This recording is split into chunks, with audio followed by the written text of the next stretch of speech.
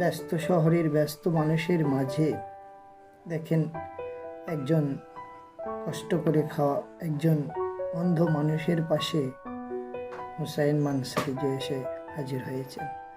তার মনের কথা, সুখ দুঃখের কথা তার কাছ থেকে জানছেন এবং তাকে সান্ত্বনা দিচ্ছেন।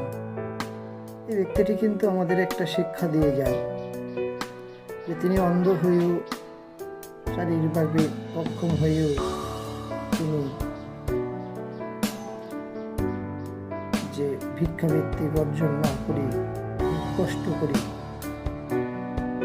উপার্জন করছেন এবং জীবন চালাচ্ছেন। তার দুই চোখ নেই, তা সত্ত্বেও সে কষ্ট করে চলেছে। ব্যস্ত শহরের ব্যস্ত মানুষদের মাঝেও তাকে যে কেউ বুকে জড়িয়ে ধরবে, তাকে যে কেউ সান্ত্বনা দেবে, সেটাও হয়তো তিনি কল্পনা করেন। কিন্তু হুসাইন মানসুরিজি ভুলেননি তাকে।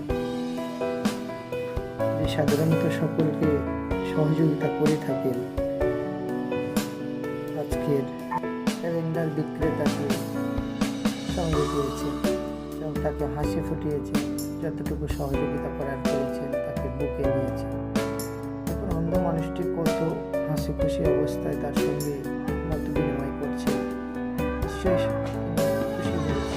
কারণ এত মানুষের ভিড়ে কেউ তাদের দিকে সাধারণত চায়নি, কিন্তু হুসাইন মানসুরি সত্যি উনি অসাধারণ ব্যক্তি, যিনি প্রশংসার দাবি রাখেন।